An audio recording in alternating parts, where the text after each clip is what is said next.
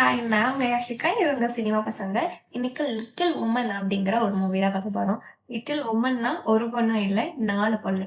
So இந்த 4 பேரோட கதை தான். அவங்களுக்குள்ள என்ன நடக்குது, பிரசன்ட், பாஸ்ட் அண்ட் நம்ம கூட பொறந்தவங்க ஒரு 3 பேர் இருக்காங்கன்னா, அவங்க 3 பேர் லைஃப்பும் ஏதோ ஒரு சைடு போயிட்டு இருக்கும்போது, ஒரு பொண்ணு மட்டும் எதுவுமே பண்ணாம இருந்தா அவ லைஃப் எப்படி போரிங்கா போகும்.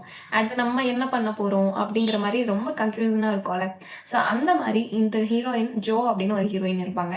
ரைட்டரா இருப்பாங்க. ஸோ அது வந்து ரொம்ப லாங் டைம் அந்த மாரி எடுத்த மூவி. அதாவது இப்போ நம்ம தமிழன்ஸே பார்த்துக்கோங்களேன். இப்பயே சில விஷயங்கள் பொண்ணுங்களால முடியுமா? அப்படிலாம் பேசுவாங்க. ஸோ அந்த டைம் அப்படிங்கிறப்போ, அதுவும் அங்க லண்டன் அந்த மாரி ஏரியாலாம் இன்னும் ஃபெமினிசம் பேசுற ஒரு இடம். ஸோ அங்க வந்துட்டு இதெல்லாம் முடியுமா? அப்படின்னு நெறைய பேர் ஒதுக்கும்போது கூட அவங்களால முடியும்னு அவங்க பண்ணுவாங்க.